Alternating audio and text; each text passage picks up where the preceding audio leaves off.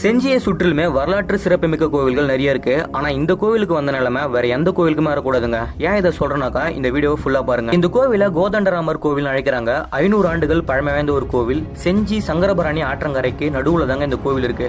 விஜயநகரம் மற்றும் நாயக்க மன்னர்களுடைய ஆட்சி காலத்துல இந்த கோவில் கட்டப்பட்டிருக்குன்னு சொல்லப்படுதுங்க. 1714ஆம் ஆண்டுல செஞ்சியை ஆண்ட ராஜா தேசிங்குக்கும் ஆற்காடு நவாப்புக்கும் நடந்த போர்ல இந்த கோவில் முற்றிலுமே சேதம் அடைஞ்சிருக்கு. அதுக்கப்புறம் பிரெஞ்சு மற்றும் பிரிட்டிஷோட ஆட்சி காலத்துல இங்க இருக்கிற தூண்கள் சிலைகள் எல்லாமே திருடப்பட்டிருக்கு. கரெக்டா சொல்லணும்னாக்கா இங்க இருக்கிற தூண்கள் எல்லாமே பாண்டிச்சேரிக்கு இடமாற்றம் பண்ணிருக்காங்க. அதன் பிறகு எந்த ஒரு இந்து மன்னர்களுமே இந்த கோவில் ஆட்சி புரியாதனால இந்த கோவில் முழுவதுமாவே கைவிடப்பட்டிருக்குங்க.